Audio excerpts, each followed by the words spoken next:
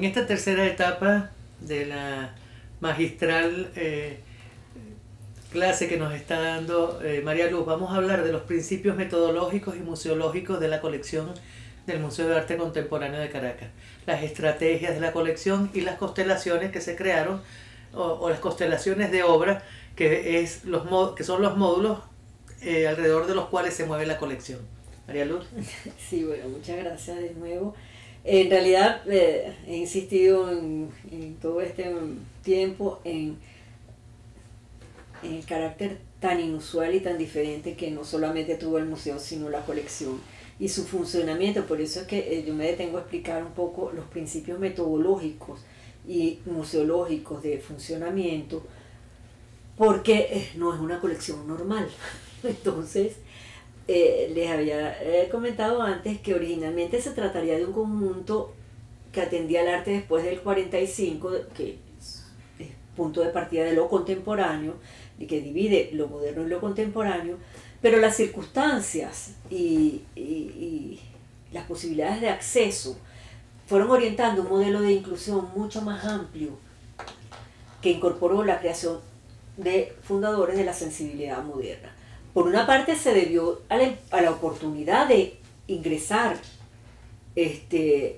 las posibilidades de ingreso de esas obras maestras desde finales del siglo XIX, pero por otra parte también la colección fue asumida por Sofía, que como decía fue la única responsable de sus lineamientos. Claro, la apoyábamos con investigaciones teóricas y metodológicas y documentales, pero desde el primer momento ella asumió la colección como un acto creativo, no como una colección rígida por estancos, movimientos, estilos, sino como un acto creativo, una obra abierta, que como tú decías, no sin planificación, pero sí abierta a lo que podía ir ingresando, sobre todo porque así fue en realidad, que no sin buscarlo, pero cuando se tiene la posibilidad de ingresar una obra como el retrato de Dora Maar de Picasso, pues bueno, mira, tú no vas a cuestionar el momento histórico, Claro. Sino lo que puedes es, a partir de aquí yo voy a abrir a nuevas lecturas de lo que es una colección en un museo. Entonces, ese dinamismo, lo que yo denomino una obra, bueno, yo no lo dice Humberto Eco, pero con respecto a la colección, como un acto creativo, una obra abierta, le dio ese carácter dinámico, de dinamismo incesante, tal que las lecturas son infinitas. Yo decía que podemos estar toda la vida generando relaciones y lecturas con respecto a esta colección. Y más aún, claro, yo estuve entre 23 y 24 años en el museo, y para mí ese era mi mundo, el planeta Maxi. Después que yo salí, tuve unos años dirigiendo el Museo de Bellas Artes y un año dirigiendo la Galería de Arte Nacional, y me di cuenta que había colecciones, bueno, sí lo sabía, pero las relaciones que se pueden establecer entre las distintas colecciones de los museos, moviéndolas desde esta perspectiva de obra abierta, de constelaciones. Mira, como un inciso nada más, te quería comentar que recientemente acaba de ser incorporada a la colección del Museo de Arte de Reina Sofía una obra de Goya. Y esto es muy curioso porque sí, ha habido un movimiento que planteaba el hecho de que Goya debería estar en el Museo Reina Sofía y no en el Museo del Prado. Pero lo que quiero hacer notar con esto es que lo que ya se hacía aquí desde el año 70, mira, en el 2022, 50 años después, lo están haciendo en un museo importante español como es el Museo de Arte, el Museo de Reina Sofía. ¿Ah? Oye, qué interesante. ¿Esta Borja? Sí, sí. Él es genial.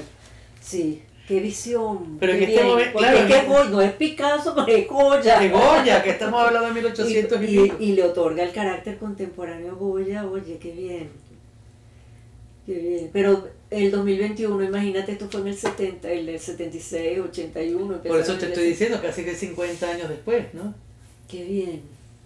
Un museo premonitorio. Sí, bueno, pionero en muchos campos. En el de el museo como comunicador fue a finales del siglo XX cuando se fortaleció ese perfil. Antes de que tú inicies ya tu plan, porque es que después no puedo interrumpirte, pero es que cuando hiciste una mención que me parece muy importante, además de que quiero reivindicar con esto el papel que jugaron todos ustedes en el museo. Porque indudablemente me pongo en el lugar de Sofía, que es muy difícil, porque eso es imposible ponerse en el lugar de Sofía, ¿no? Es única. Es única, pero en todo caso, en el pensamiento, digamos, en algunas áreas, y ¿qué estaría pasando? Una actitud simbiótica entre la investigación y su propio criterio y la propuesta del mercado. Porque ella tiene que jugar con los tres factores. O sea, lo que ustedes investigaban que les daba a ella herramientas para poder seleccionar. Ustedes seguramente sugerían a algunos artistas que podrían participar en esas constelaciones, y después la pelea de ella en el mercado y para conseguir los fondos para poder comprarlo. O sea que suena fácil, sí, pero no es suena fácil, sí. No es una colección que viene de donaciones ya hechas, de colecciones ya estructuradas y tal, sino que se fue creando orgánicamente, ¿no? Ni tampoco es el caso de otros museos que tienen y dicen, bueno, salió al mercado en una subasta de esta obra, y van y la pueden adquirir. Acá no, acá no. Aquí se compraban las obras sin dinero. Sin, como te digo, no fue ese el único caso. En muchos casos se dio ahora, cuando veamos el núcleo Picasso, también una historia bien interesante al respecto.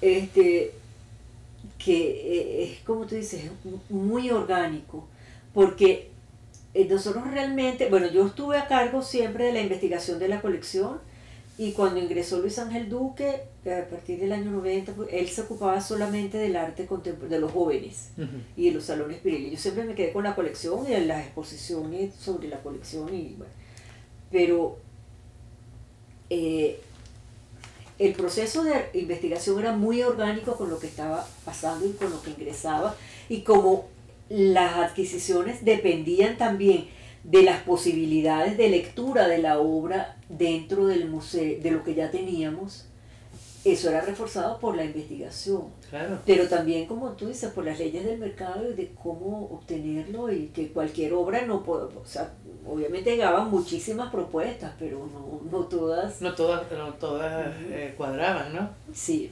Sobre todo es muy orgánico, esa palabra es perfecta para describirlo, y porque el museo nunca se adaptó a ningún tipo de patrón histórico o estilístico de las colecciones de otros museos.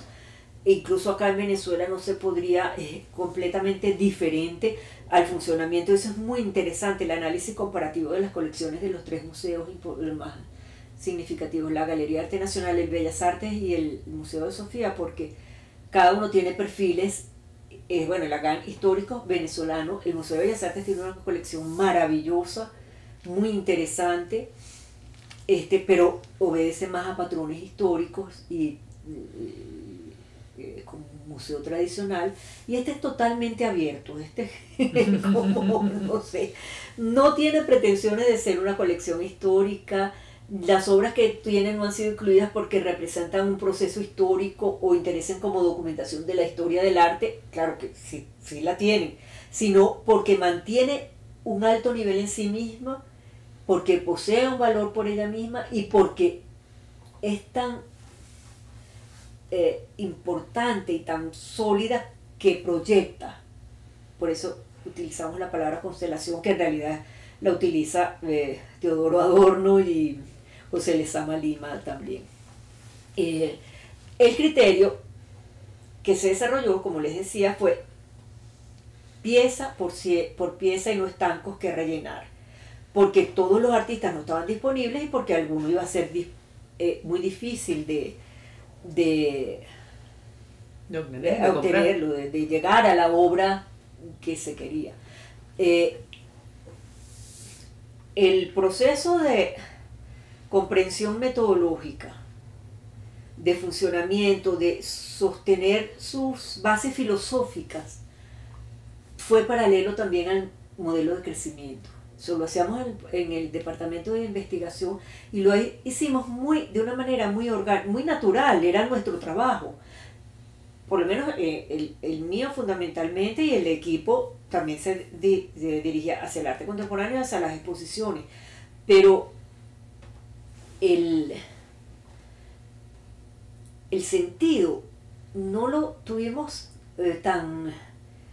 Sí lo teníamos. No, tuvimos la oportunidad de desarrollarlo cuando el momento en que el de la invitación de la colección a ser presentada en Madrid, en el año 96. Nosotros teníamos, bueno, una formulación teórica sobre la colección, sobre su funcionamiento, que no era un funcionamiento, porque era una reflexión constante, y siempre hacían preguntas, miren, pero aquí falta esto, y hay una frase maravillosa de Sofía: el problema no es lo que falte, sino lo que tiene, claro, lo que tenemos, no lo que está faltando.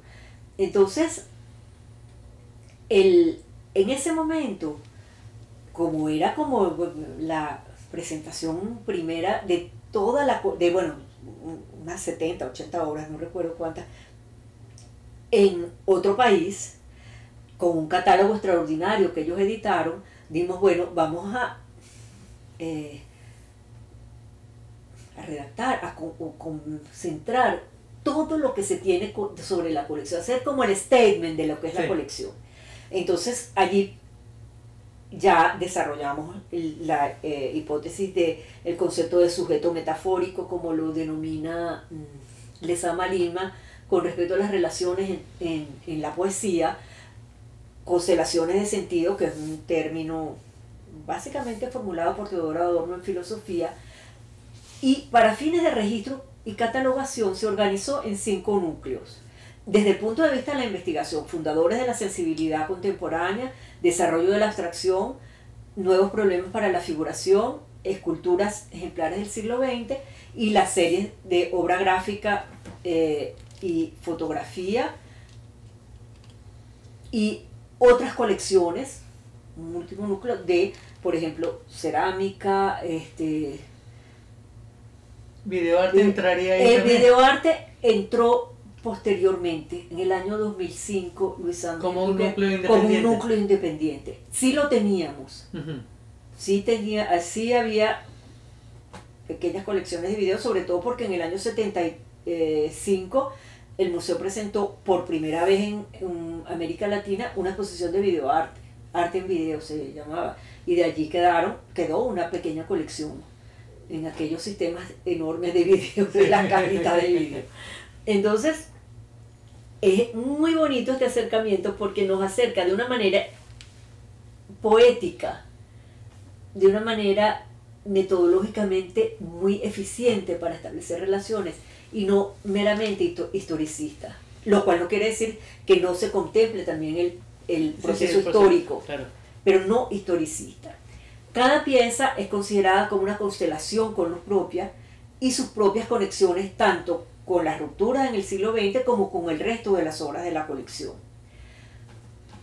Paralelamente hay una serie de criterios básicos. Yo siempre he tratado de ser lo más,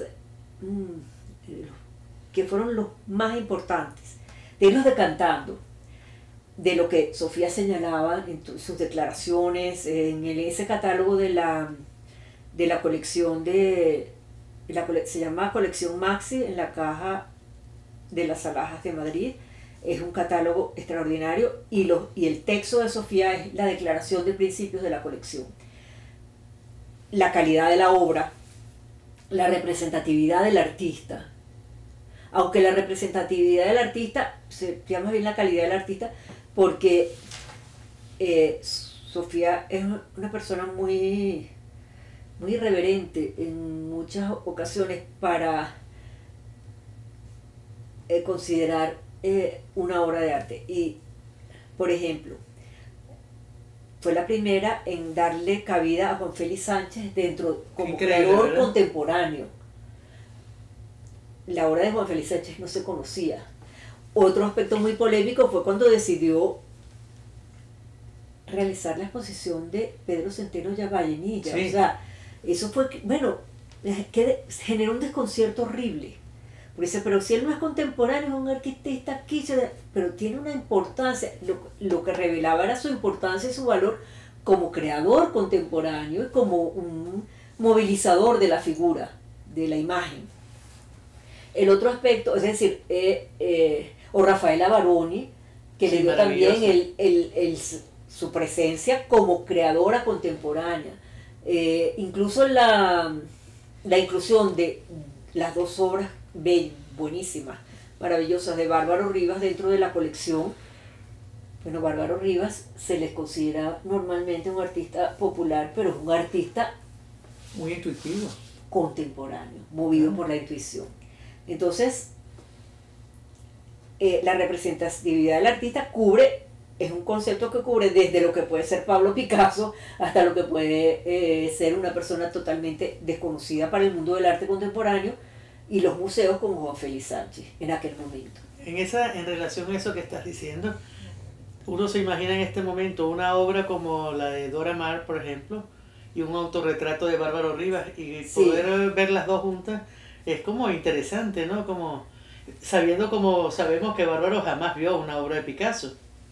Y si la vio, pues a lo mejor eso no fue lo definitivo para su obra, ¿no? Bárbaro Rivas es un gran creador de rupturas en la pintura, o sea, renovador de la imagen. Yo pienso que es otro de los artistas que no obedece a ninguna clasificación. Es difícil darle una... De hecho, en el año 85 se realizó una exposición de Bárbaro Rivas en el museo y en aquel momento, bueno, siempre ocurría, pero vinieron varios, creo que vino Rauschenberg y Lothar Baumgarten en el momento que estaba en la exposición, pero sobre todo, y quedaron muy movidos por dice, ¿qué es esto?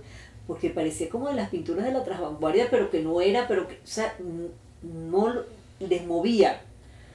Y sobre todo, él es de apellido, Michael Mesatesta, que era director del Museo de la Universidad de Duke, y él quedó impresionado con Bárbaro Rivas. Digo, pero bueno, esto es un artista contemporáneo, qué maravilla que este museo, o sea, la presencia dentro del museo, igual que con Rafaela Baroni cuando hizo la exposición, cubría ese espectro. ¿Por qué? Porque lo que interesa es la calidad del artista. El tercer aspecto es la relación con el contexto de la colección, siempre pensando en que la obra que ingresaba, Sofía tenía siempre en la cabeza todo el panorama completo de la colección, era impresionante, de manera que, mira, pero esta tiene más que ver con lo que tenemos por esta y esta, es decir, por los núcleos que funcionaban. Es muy importante porque eso fortaleció después la relación entre las obras. El otro aspecto es la inatención al fantasma de lo nuevo. Es impresionante porque nunca hubo un sometimiento a presiones de que yo recuerdo un momento que eso no es arte contemporáneo, el arte conceptual, el arte... Sofía dice, bueno, mira, no sé, yo prefiero las obras que yo sé que van a permanecer, aunque no sean, que sea un artista como Bárbaro Rivas, que es irreverente pensarlo en un contexto de arte contemporáneo, pero no se dejó llevar por modas, jamás, por presiones de que si este es lo que está ocurriendo en el mercado o esto es lo que está, como muy clara en su visión. La consistencia en la selección, obras capaces de mantener la calidad de la vigencia con el valor del paso del tiempo, la incorporación de obras que activasen las relaciones, las nuevas lecturas. El concepto, otro de los criterios fue el concepto de inversión razonable, que era el uso eficiente de los recursos. Hay un caso muy bonito. La colección Picasso ya estaba, era un núcleo importante, y el mayor deseo de Sofía era adquirir uno de las gráficas, porque ya en ese momento adquirir un cuadro de la serie de las Lloronas y los bocetos para el Guernica era imposible. Había un pequeño grabado que era, pues, supuestamente una oportunidad única, y estaba a la disposición, muy pequeñito, con una de las rostros de las Lloronas, que extraordinario. Creo que otros de ellos los tiene en serie el Reina Sofía. Y el galerista o la persona, el coleccionista insistía, y Sofía, bueno, pero digo, mira, primero no lo tengo, pero con este precio yo puedo adquirir por mucho menos otras de las series gráficas, de otras representaciones gráficas, porque sencillamente esa es la propia y era la única que quedaba. Era cerca de $1 millón, ya cuando, pero eso fue ya en años más tardíos. Pero es la inversión razonable. Con eso puedo reforzar el núcleo de Picasso con otras obras. Y de hecho, bueno, llegó al 170, son 174. La claridad, la firmeza y la transparencia en las expresiones del mercado, los amigos, los coleccionistas o incluso los propios gobernantes, presiones de que esta es mi esposa, esta es mi amiga, esta es mi... No. Claridad absoluta. Sencillamente con un encanto natural explicarles, no, mira, estas son las obras de la colección, por aquí no van, estaban siempre fascinadas. Y otro aspecto importante desde este punto de vista son las estrategias para la articulación de la colección. Primero, la búsqueda del mejor precio siempre. El riesgo. Te comentaba el caso del billar de Braque, pero hay uno mucho mejor también, otra anécdota que es esa del riesgo, que es la suite Vollard. La suite Vollard fue una ocasión única que saliera al mercado la suite Vollard completa de las 100 obras gráficas. En ese momento la tenía Maurice Ardot y le dijo a Sofía estaba en Francia, y le digo, una carpeta con 100 papeles. Le digo, mira, aquí está, tú no debes perderlo, mira, esto no va a volver a salir más nunca al mercado, los 100 ejemplares, porque está, pero sí, parcializada. Le digo, bueno, sí, ella se trajo a la mano una carpeta con una sobra, y la entró. Una vez que estaba aquí la tenía que pagar. Entonces no sé cuál era el precio, pero empezó y movió y bueno, entre uno u otro logró ya avanzar un primer pago para no tener que devolverle, pasarle. Pero en aquel momento una de las autoridades del gobierno del Distrito Federal se encontró con Adriana Meneses, la hija de Sofía, que dirigía el museo, bueno, lo que trabajaba en la gobernación en aquel momento, y le dice, Adriana, ¿por qué tu mamá ahora está en el negocio de los hoteles? Dice, no, ¿pero qué? No, porque es que me está pidiendo dinero para una suite Picasso, una suite Vollard de Picasso, dice, no, es que se llama así, bueno, pero logró ingresarla. Es una de las glorias porque yo creo que creo que hay otros 3 museos que tienen la suite Vollard completa y es un tesoro, porque ahí es un repertorio de todos los trabajos y las técnicas gráficas en Picasso. El otro es, bueno, no perder la ocasión, arriesgarse saber y además con una valentía, pienso yo, y una capacidad de riesgo muy claras. Está también la seducción de las exposiciones que hablábamos, de combinar y que el artista se sintiera cómodo y feliz de no solamente la obra que adquiría el museo, sino también de donar, como estrategias de donación. Además, las estrategias de donación eran estrategias, allí no había un departamento, digamos, de fundraising que hay en otros museos, o relaciones institucionales, sino que todo lo llevaba Sofía. Pero eran estrategias de donación, de armar carpetas, proponer, llevar a la fundación. La Fundación Polar realmente fue un aliado extraordinario con el museo, porque no solamente donó obras de la Mujer con Sombrero Verde, sino que se encargó de la dotación de la Sala Picasso. Los sistemas de alarma, de climatización, porque necesita un cierto tipo de iluminación, no puede, los papel no pueden estar excesivamente iluminadas, la construcción de todo el espacio, como estrategias de donación, generar núcleos de artistas esenciales. Eso siempre estuvo muy claro desde el primer momento y fue muy interesante ver cómo se iba produciendo, porque no fue que ella un día dijo, voy a hacer un núcleo de artistas esenciales, a generar núcleos de artistas esenciales, sino que se iba formando, ella lo tenía en la mente y bueno, Picasso, este Picasso, yo sé que va a haber otro Picasso, e iban llegando, como tú dices, se conocía que había una persona, que además ella era conocida ya en el mundo del arte, que estaba interesada en esta colección y se fue creando lo que yo llamo como la leyenda dorada del museo, que llegaban finalmente desde distintas partes del mundo y a proponerle la obra. Y así llegaron algunas.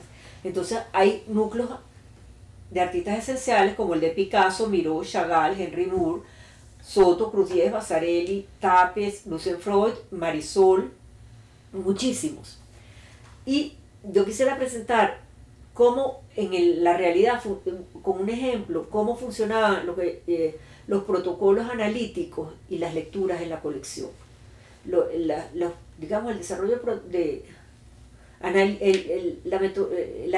como un ejemplo, porque son muchísimos, podemos, como te decía, es infinito, pero en la ocasión de los protocolos de análisis, cuando llegamos a la colección a Madrid, tuvimos la oportunidad de crear como los ejes constelares del arte del siglo XX.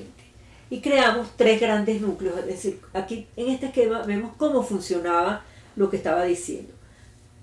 Con motivo de esa exposición, pues bueno, fíjate, el primer núcleo era los fundadores de la sensibilidad contemporánea.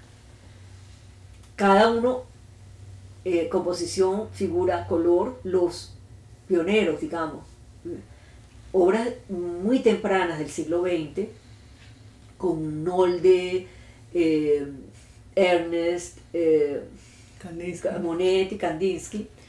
El eje de la mirada, que era el centro, con Picasso, Braque, pero fundamentalmente, sí, Picasso y Braque. Lo que llamábamos las cosmogonías y las lecturas más bien místicas de la realidad con Miró y Chagall, lo llamamos la incitación al movimiento, que es Calder, y las escalas urbanas con Leyler.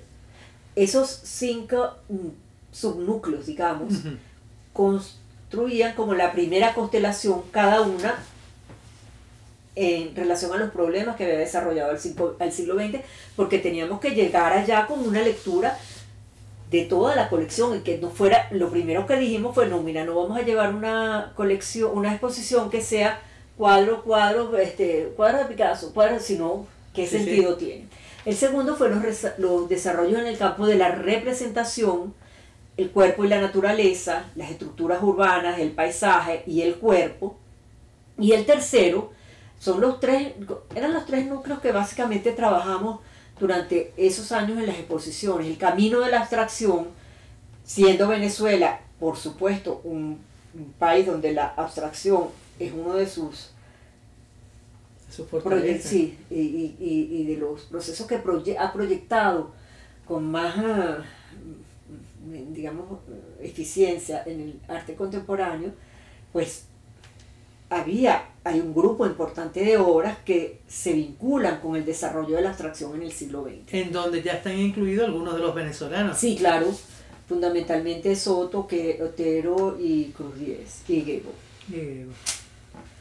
Aquí la vemos con más detenimiento, los fundadores de la sensibilidad, o sea que son los que generan el discurso del siglo XX, los desarrollos en el campo de la representación, porque en esa exposición es bien importante aclararlo, que uno de los requisitos que propusimos fue que el de que tenía que haber una presencia importante de arte venezolano.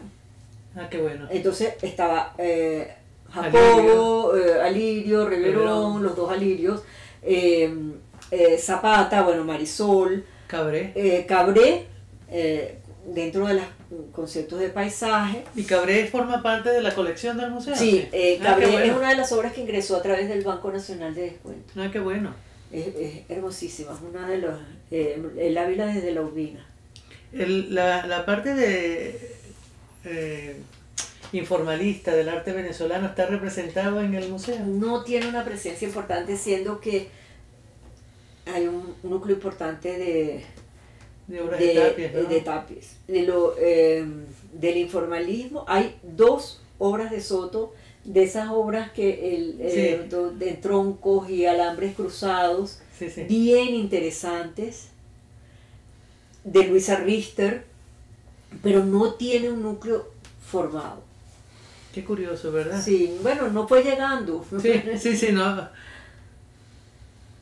Lagan, por ejemplo, tiene obras excelentes, maravillosas. ¿Ves? Mira, estas son estas de Soto. Esta es una maravilla, sí. Esta obra de Soto. Hay 2 de esos alambres cruzados de Soto y este es el camino de la abstracción, la erosión de la realidad, la descomposición analítica del mundo. Y esos 3 grandes núcleos pues dieron una lectura dentro del espacio expositivo de lo que sería cómo abordar las realidades del arte. Ahora, hay otros ejemplos que son el modo en que funcionaban, porque a la hora de llevarlos a España consideramos varias opciones. Pues, por ejemplo, solo obras, el cuerpo, una lectura del cuerpo, pero iba a dejar de lado lo demás, teníamos que llevar la mayor cantidad de obras. Pero las lecturas del cuerpo, desde la odalisca, los Picassos,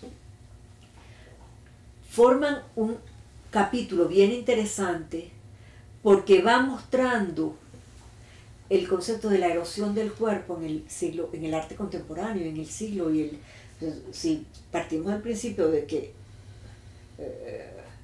con el siglo abrimos 2 grandes guerras, pues bueno, la noción de lo humano cae en cuestionamiento y eso se refleja en el arte. Picasso lo demuestra de una manera extraordinaria, pero también Larry Rivers, esa descomposición de las partes del cuerpo, Henry Moore, ahora vamos a ver los grabados de Henry Moore, que lo lleva también a una reflexión sobre el humanismo en el cuerpo.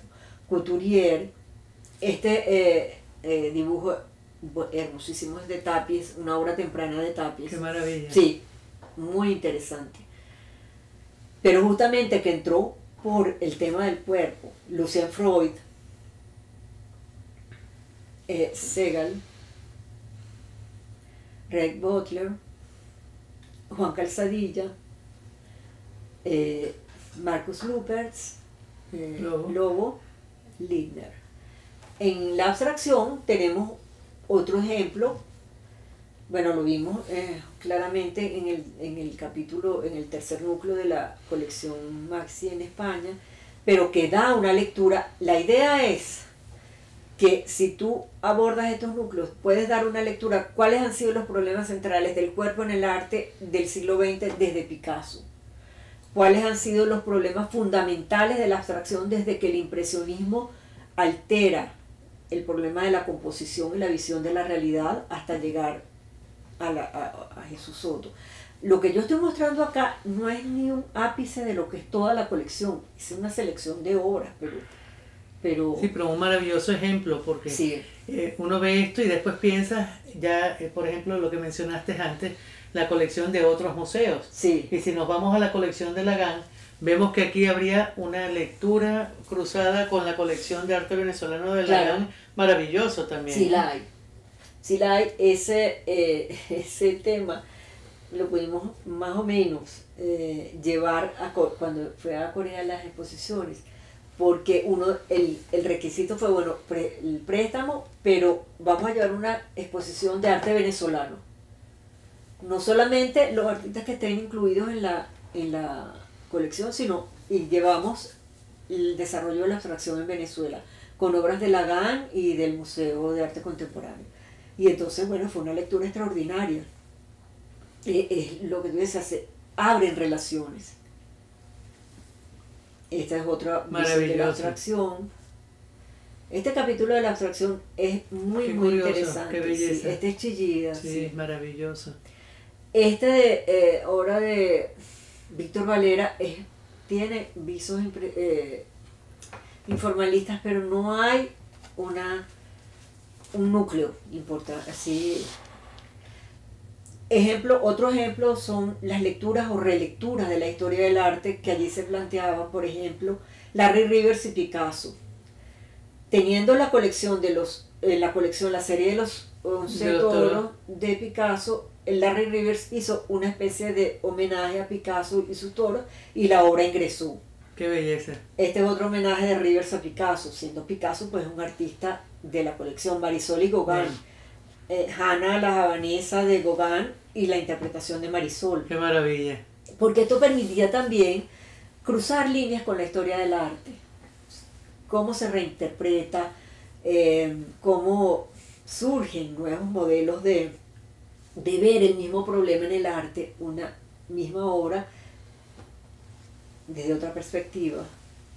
Y movía también a investigaciones. Este fue motivo de una excelente exposición que se realizó justamente sobre el tema de la historia del arte en el arte contemporáneo, con la curaduría de Adolfo Wilson, Marisol y Picasso, el homenaje de Marisol a Qué Picasso. maravilloso. Sí. Manolo Valdés y Matisse, este es el retrato de Lidia de Matisse y esta es la versión de Manolo Valdés. Manolo Valdés y Velázquez esta no es una obra inicialmente de la colección, pero ingresó cuando pasó la colección del Museo Jacobo Borges, una sección a Lagán y otra sección, dos obras al Museo de Arte Contemporáneo, una de Marisol y esta de Manolo Valdés. Red Grooms y Mondrian, porque permite, de aquí tú puedes establecer infinitud de relaciones.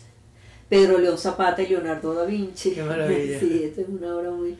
Fernando Botero y Rigaud con el retrato de Luis XIV.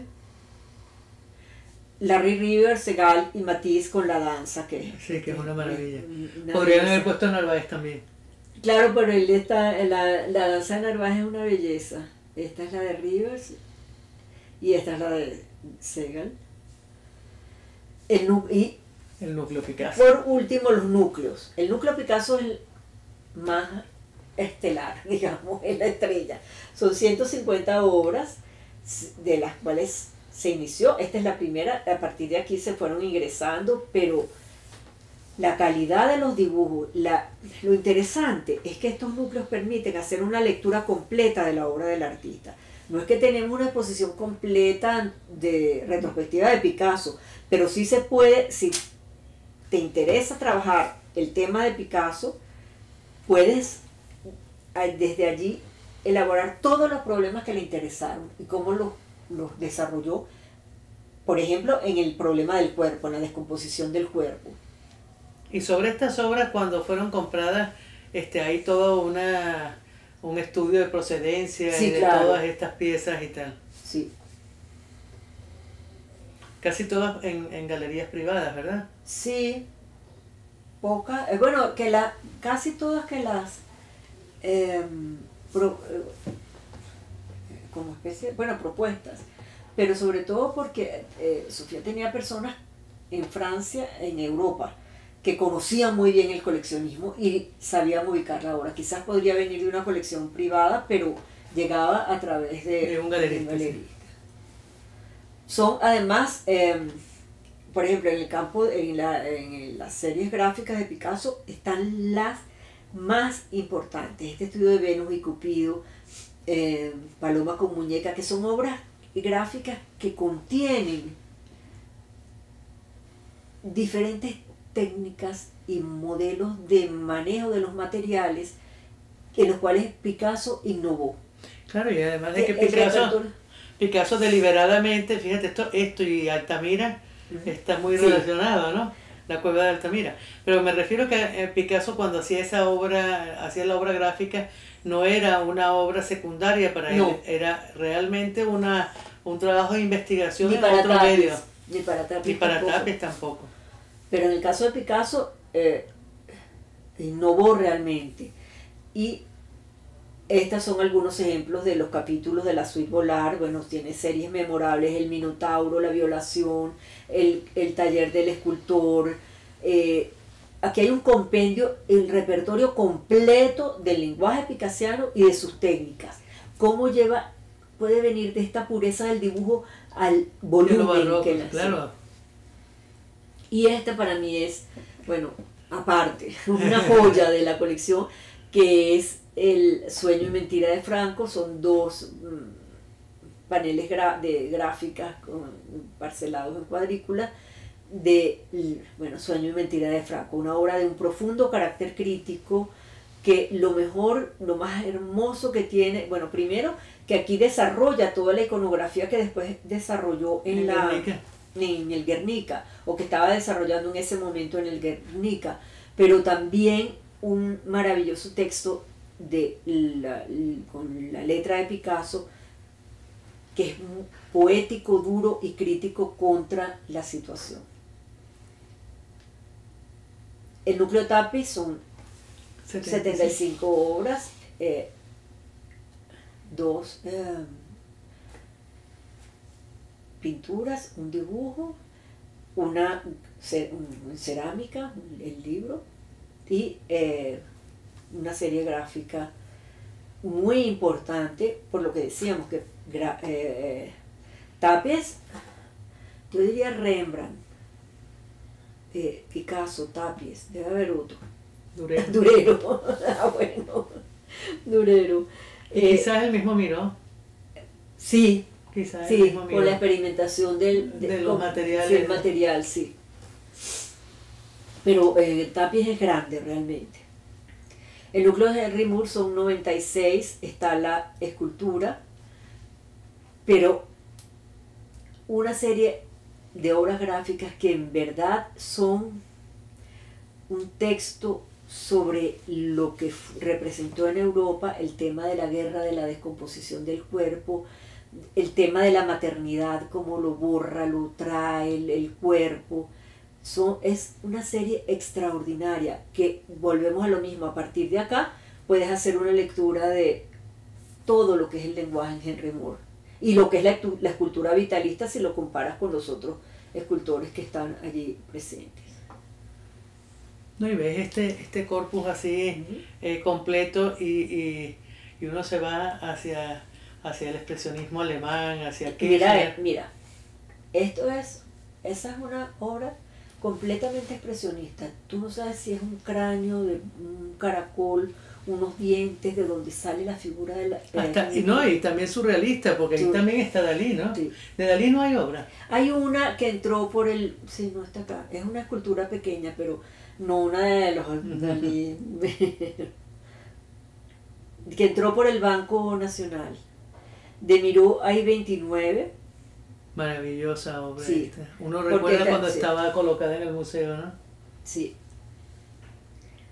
Y se llama La Lección de Esquí. Hay 2 esculturas y el resto es gráfica, que también es lo que decimos, cómo experimenta esa especie de mancha que estalla con los materiales.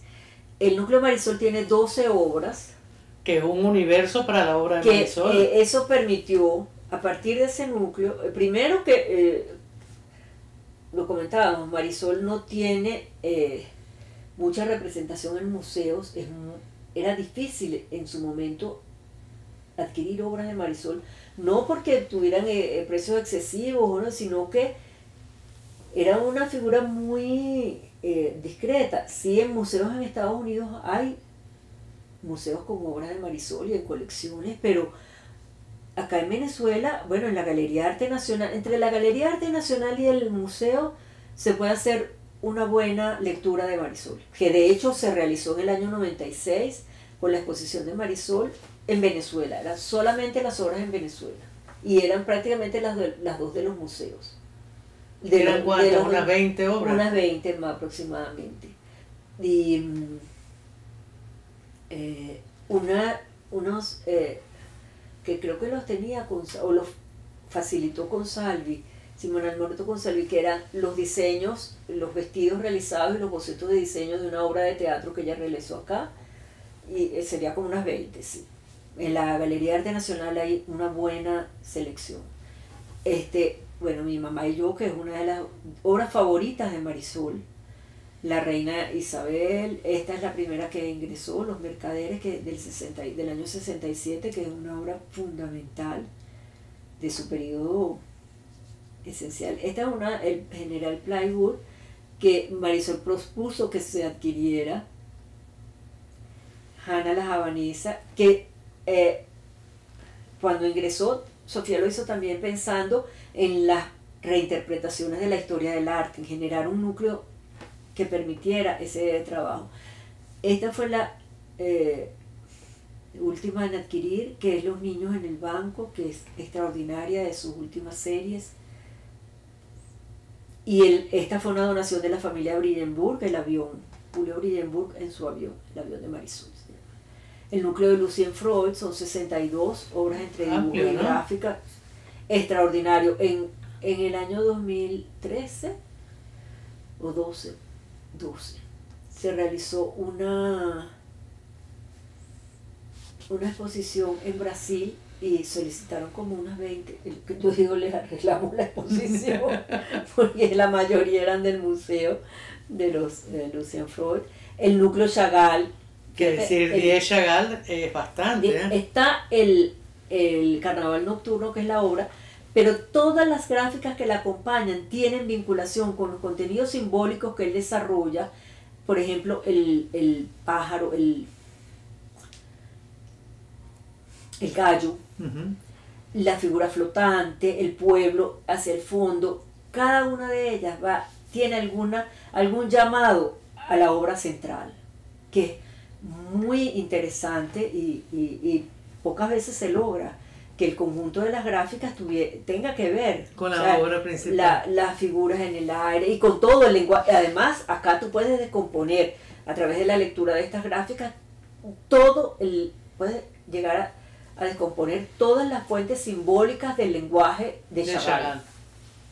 Sin tener, ojalá pudiéramos tener más, pero con esto es suficiente. Las figuras en el aire, los animales, la presencia de los animales. Esta es otra especie de carnaval, es extraordinaria.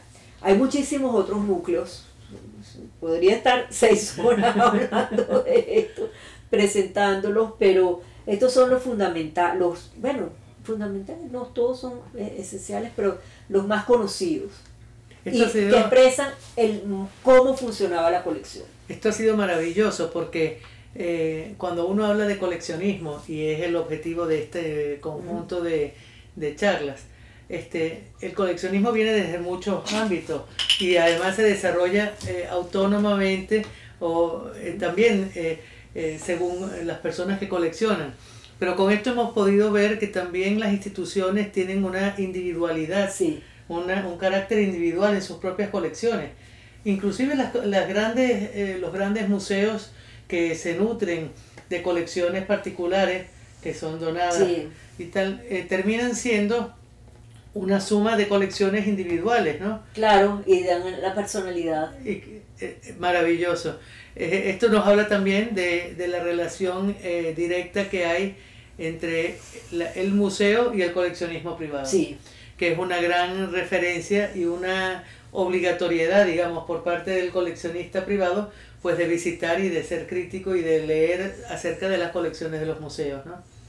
María Luz, muchísimas gracias por esta gran presentación, además invalorable por cuanto eres el último representante del periodo Sofía del Museo de Arte Contemporáneo de Caracas. Sí. Mil gracias. Gracias a ti por la invitación, de verdad que para mí hablar del museo esta es una sola fracción de todo lo que es la colección y un ápice de todo lo que fue la experiencia del museo, pero un día hablaremos de las anécdotas. El anecdotario del museo. Sí. Muchas gracias. Gracias a ti.